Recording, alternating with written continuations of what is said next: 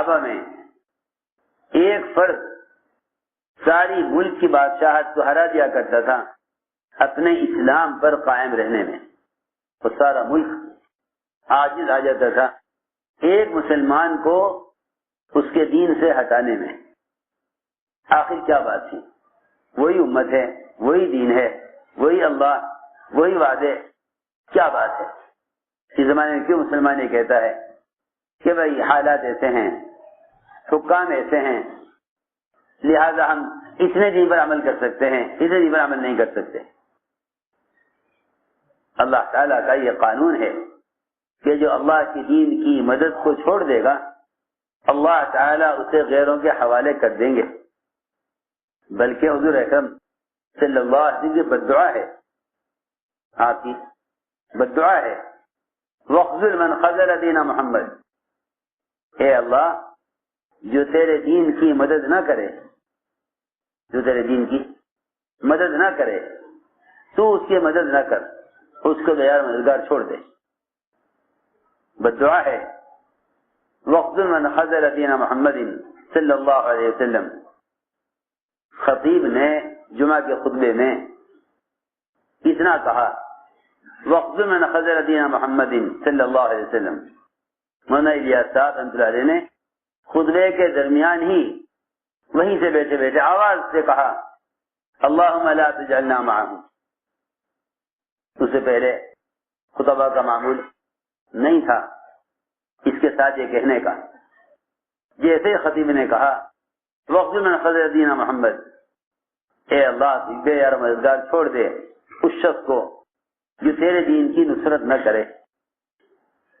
عمر الیاس صاحب خطبے کے درمیان ہی حضرت نے زور سے لقمہ دیا خطیب کو کہ یہ کہو اس کے ساتھ اللہم لا تجعلنا معہم، اے اللہ تو ہمیں کبھی بھی ان لوگوں میں شامل نہ کیجیے جو تیرے دین کے مددگار نہ ہو۔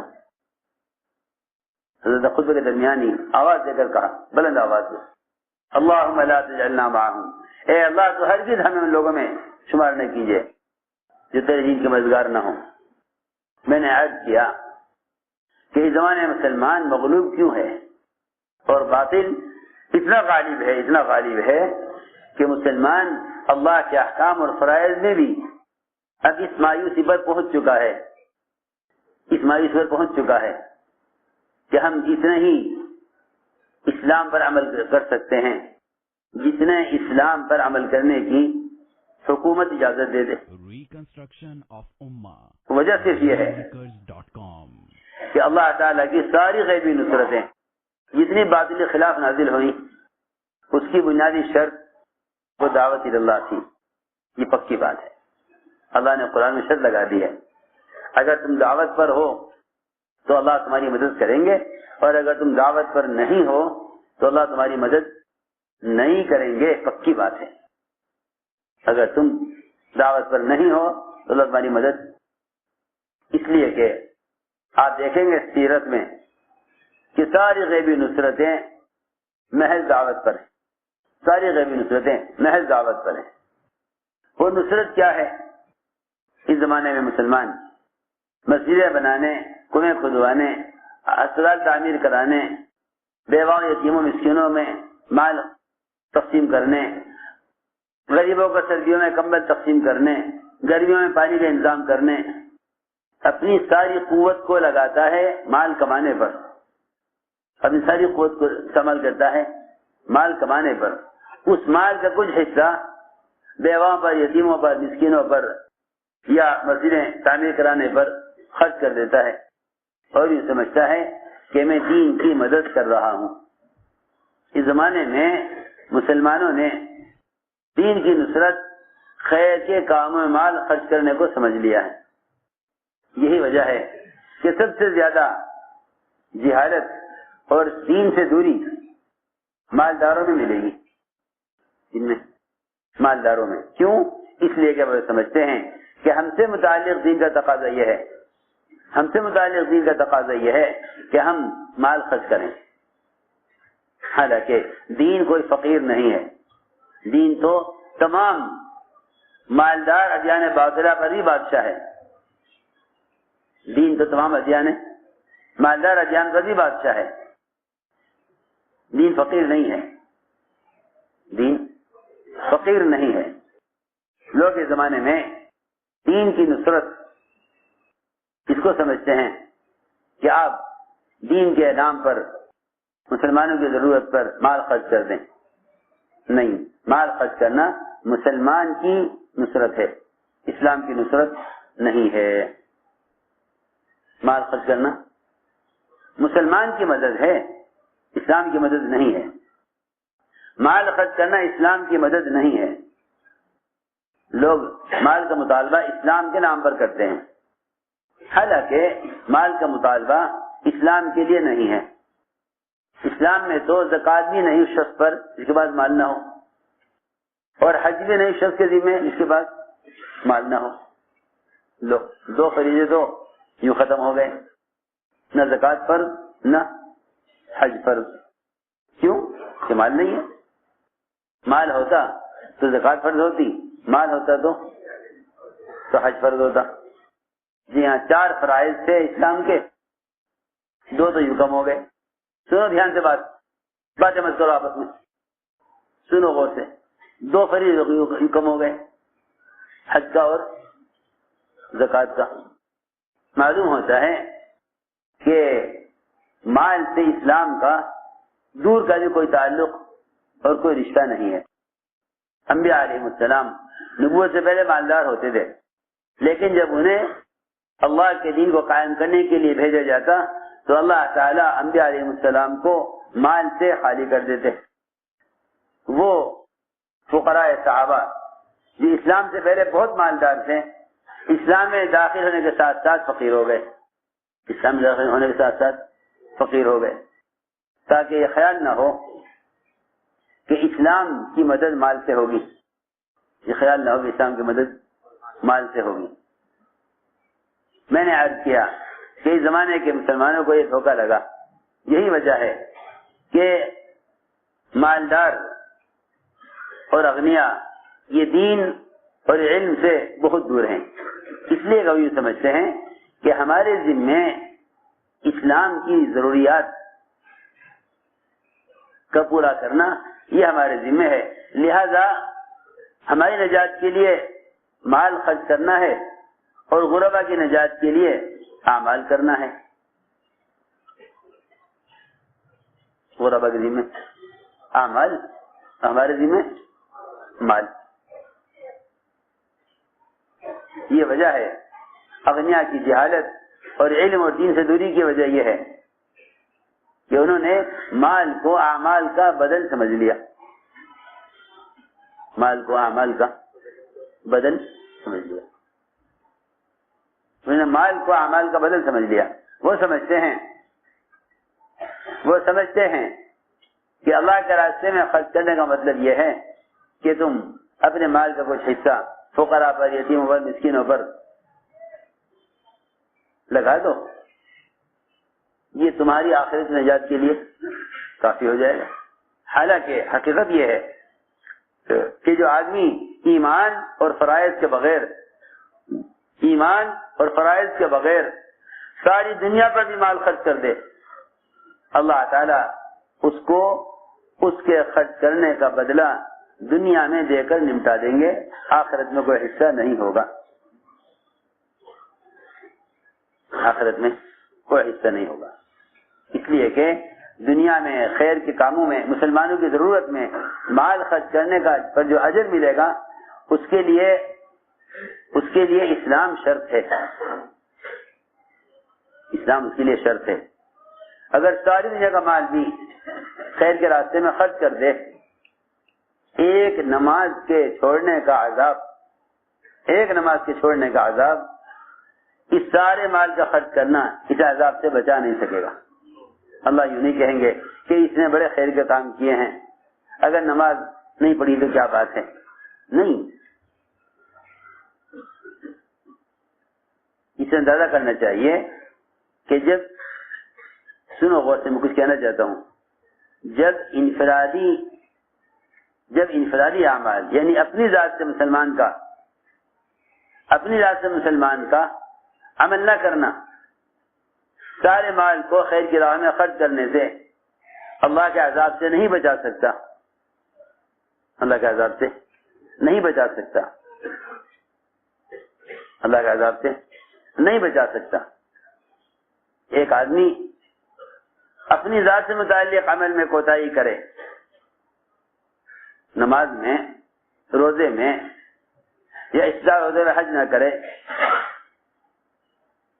اسی لیے فرمایا کہ استطاعت کے باوجود حج نہ کرنا کفر ہے۔ کیا ہے؟ کفر ہے۔ استطاعت کے ہوتے ہوئے حج نہ کرنا کفر ہے، کہ اسے جو چاہے، جو یہودی بن کر مرے یا نصرانی بن کر مرے۔ کتنے لوگ ایسے ہوں گے جو خیر کے کاموں پر مال لٹا دیتے ہیں، بیواؤں پر، یتیموں پر، رشتہ داروں پر خوب مال خرچ کرتے ہیں، لیکن حج نہیں کرتے، حج نہیں کرتے۔ اسی لیے فرمایا من استطاع الیہ سبیلا ومن کفر، کہ جس نے کفر کیا، کیا کہ باوجود استطاعت ہونے کے فریضہ حج ادا نہیں کیا۔ نہ یہ نہیں فرمایا من لم یحج نہیں فرمایا کہ جو حج نہ کرے، فرمایا کہ جو کفر کرے، جو کفر کرے، یہ نہ کہا من لم یحج جو حج نہ کرے، فرمایا جو کفر کرے، جو کفر کرے تو اللہ تعالی ساری دنیا کے بسنے والے اگلے پچھلے سب کے سب بھی کفر پر جمع ہو جائیں تو یہ اللہ تعالیٰ کچھ بگاڑنے والے نہیں ہیں۔ اللہ تعالیٰ اپنی مخلوق کے کفر سے مستغنی ہیں، اپنے مخلوق کے کفر سے ہی مستغنی ہیں، اور اللہ تعالیٰ ساری مخلوق کے عبادات سے بھی مستغنی ہیں۔ ہم نے عرض کیا کہ سوال یہ پیدا ہوا کہ اللہ کے دین کی نصرت کیا ہے۔ اس زمانے میں مالداری سمجھتے ہیں کہ اپنے مال سے ہم اللہ کے دین کی مدد کریں گے،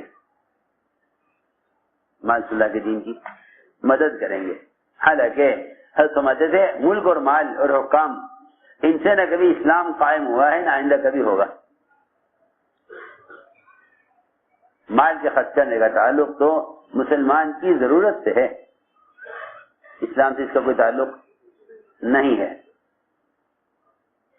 اسلام تو مٹ رہا ہو اور آپ لوگوں پر مال خرچ کرنے کو اسلام کی مدد اور نصرت سمجھ رہے ہوں تو مسلمان اس بات سے اور بھی زیادہ غافل ہو جائے گا کہ بجائے لوگوں کو ہدایت کی طرف لانے کے وہ لوگوں کی ضروریات پر مال خرچ کرنے کو ہی دین کی نصرت سمجھ بیٹھے گا۔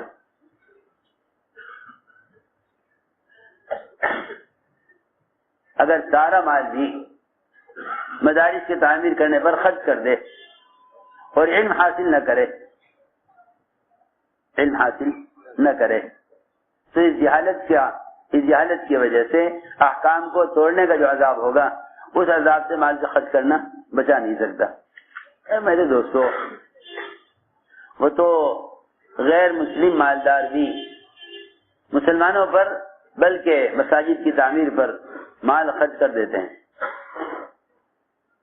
مشرکین مکہ نے بیت اللہ بنایا، مشرکین مکہ نے بیت اللہ بنایا۔ ابراہیم علیہ السلام کی بنیادوں سے اور ابراہیم علیہ السلام کے نے جس طرح بنایا تھا، جن بنیادوں پر بنایا تھا، مشرکین نے بیت اللہ کو ان بنیادوں پر نہیں بنایا، ان بنیادوں پر نہیں بنایا، چھوٹا بنایا۔ کیسا بنایا؟ چھوٹا بنایا۔ حتیم کو باہر نکال دیا، حتیم کو باہر نکال دیا، حتیم کو باہر نکال دیا۔ حالانکہ حتیم بیت اللہ کا حصہ ہے، جس نے حتیم میں نماز پڑھی اس نے گویا کعبے کے اندر نماز پڑھی۔ حتیم کو باہر نکال دیا مشرکین نے، اور یہ صرف اس لیے کیا تھا کہ حلال پیسہ تھوڑا تھا، حرام کا پیسہ بہت تھا، حرام کا پیسہ بہت تھا، حلال پیسہ کم تھا. تو مشرکین نے، کفار نے یہ کہا چاہے بیت اللہ چھوٹا بن جائے اور ابراہیم علیہ السلام کی بنیادوں پر نہ بنے، لیکن حرام پیسہ لگا کر بڑا نہیں بنانا، حرام پیسہ لگا کر بڑا نہیں بنانا، چاہے چھوٹا بن جائے، چاہے چھوٹا بن جائے، نہ حرام پیسہ لگا کر بڑا نہیں بنانا. حلال پیسہ تھوڑا تھا، انہوں نے بیت اللہ کی تعمیر کی تو کعبے کو چھوٹا بنا دیا کہ اتنا کافی ہے تاکہ اس میں حرام پیسہ استعمال نہ ہو. حضور اکرم صلی اللہ علیہ وسلم نے مکہ فتح ہونے کے بعد اور پوری طرح بیت اللہ کے اختیارات حاصل ہونے کے بعد بھی بیت اللہ کو اسی تعمیر پر باقی رکھا. میں اے عائشہ، تیری قوم قریش یہ اسلام میں نہ آئے ہیں، یہ محسوس نہ کریں کہ محمد صلی اللہ علیہ وسلم نے ہمارے بنائے ہوئے بیت اللہ کو بدل دیا. میں نے تیری قوم کی دلجوئی کے لیے بیت اللہ کو اسی حالت سے باقی رکھا جس پر تھا. میں عرض کر رہا تھا کہ کفار و مشرکین وہ بیت اللہ کی وہ صاف رکھتے، صفائی کرتے، اس کی دیکھ بھال کرتے، اس کی مرمت کرتے، اس میں خوشبو بساتے، بڑے اہتمام سے اس پر پردہ چڑھاتے، قیمتی سے قیمتی سامان بیت اللہ کے لیے رکھتے. اللہ نے فرمایا کہ تم نے آنے والے حاجیوں کو کھانے کھلانے، انہیں دودھ پلانے، انہیں قیام کرانے اور بیت اللہ کی آباد کاری، اس کی دیکھ بھال، اس کی صفائی ستھرائی، اس پر مال خرچ کرنے، بیت اللہ کی خدمت کرنے، تم نے ان سارے کاموں کو اس شخص کے برابر کیسے کر لیا جو اللہ پر ایمان لائے، جو اللہ پر ایمان لائے اور آخرت کو سامنے رکھ کر چلے اور دین کی محنت کرے. دین پر چلے نہیں کہا بلکہ دین کی محنت کرے.